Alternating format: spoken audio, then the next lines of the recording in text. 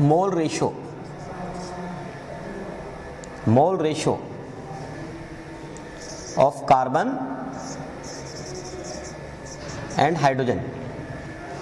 Okay, two element का जो आपने जिनकी परसेंटेज निकाली थी उनका अब आप मोल रेशो निकालने जा रहे हैं। ओके, तो मोल रेशो निकालने का फार्मूला एक मैं बता देता हूं कि तमाम एलिमेंट का जो मोल रेशो आप निकालेंगे वो किस फार्मूले के थ्रू निकालेंगे आप। ठीक है, मोल रेशो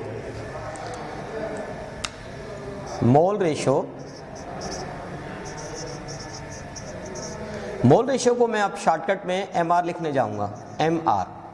अगर आपको मोल रेशो चाहिए ऑफ एनी एलिमेंट, आपको किसी भी एलिमेंट का मोल रेशो चाहिए तो आप क्या करें, percentage of element divided by it's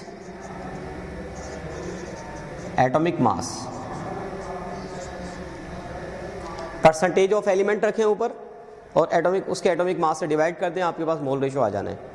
okay, तो चूंकि मैंने आपको बताया कि यहाँ 2 एलिमेंट्स हैं, तो 2 एलिमेंट में कार्बन एलिमेंट का आप मोल रेशो फाइंड आउट करने जा रहे हैं। ठीक है, तो मोल रेशो ऑफ कार्बन की जो आपने परसेंटेज स्टेप नंबर 1 में निकाली थी वो कितनी थी? यस, 83। तो 83 ऊपर लिखेंगे जो उसकी परसेंटेज थी। ओके, और नीचे कार्बन एलिमेंट का मास वो कितना बनता है? 12।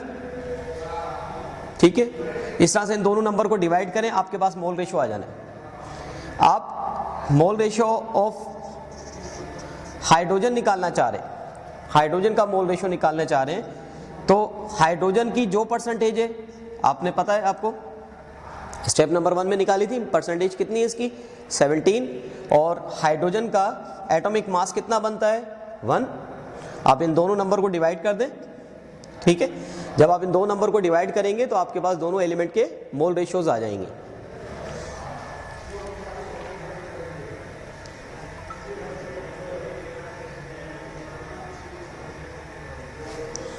तो जब आप इनको डिवाइड करते हैं तो 6.91 इसका मोल रेशो, और इसका जो मोल रेशो आता है वो 17 डिवाइडेड बाय 1, तो क्या बनना है? 17 बनना है। ठीक है, अच्छा, अब इनमें देखें कि आपके पास, अब आपने स्टेप 2 से स्टेप 3 की तरफ जाना है। स्टेप 3 की तरफ जाना है आपको, स्टेप 3 की तरफ जाना है। तो अब आपने, इट मीन्स आप अपने एक सॉल्यूशन की तरफ जा रहे हैं, और वो क्या है? हमारा एम्पिरिकल फार्मूला। अब हम स्टेप 3 के अंदर एम्पिरिकल फार्मूला मालूम करने जा रहे हैं। ओके, स्टेप 3,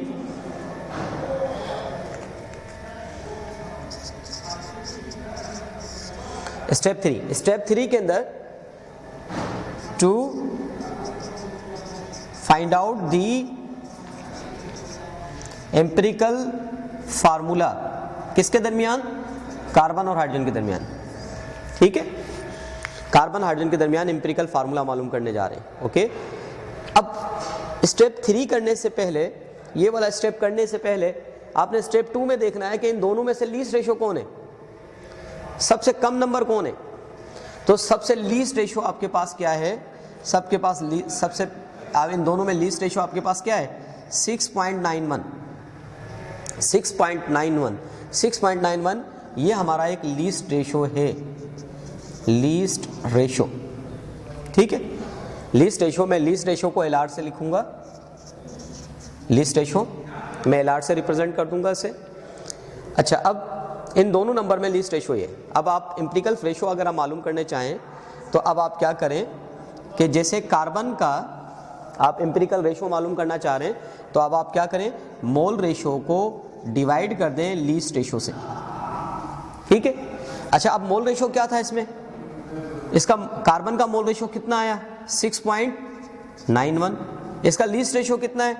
लीस्ट रेशो भी उतना ही है, 6.91। ओके, इन दोनों नंबर को डिवाइड करें, कैंसिल करें, क्या जवाब आना है आपके पास?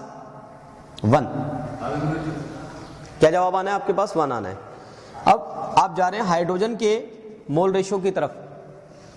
हाइड्रोजन के मोल रेशो की तरफ जाते हैं तो आपने सिंपल क्या करना है, इसका mole ratio divided by it's least ratio. तो मोल रेशो आपके पास क्या बन रहा है, इसका मोल रेशो आपका बन रहा है 17 और इसको डिवाइडेड बाय 6.9 कर दें आप, ठीक है। फिर देखें इसका क्या आंसर आपके पास आता है।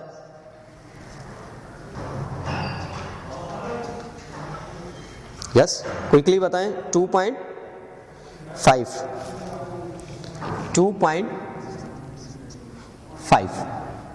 ओके।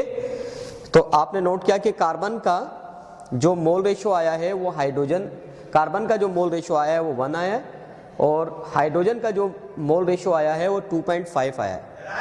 अब ये जो 2.5 आया है, ठीक है, ये एक होल नंबर नहीं है। इसको होल नंबर बनाने के लिए हम क्या करेंगे, इसको एक सिंपल जो है नंबर से मल्टीप्लाई कर देंगे, ठीक है।